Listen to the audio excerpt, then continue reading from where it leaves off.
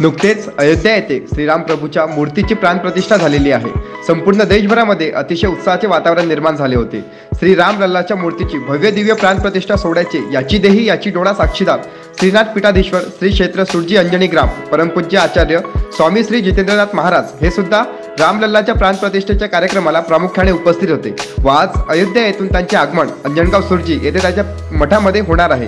या दरम्यान दर्यापूर येथे श्रीराम भक्तांच्या वतीने त्यांचे भव्य दिव्य स्वागत करण्यात येणार आहे।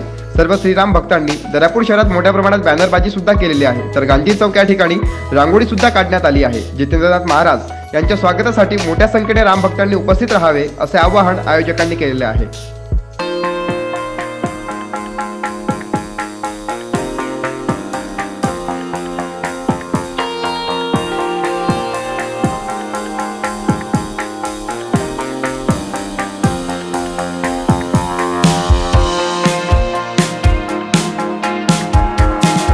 अशाच वेगवान घडामोडी पाहण्यासाठी आताच आमच्या जनविकास न्यूज चॅनलला सबस्क्राइब करा आणि रहा रोज अपडेट।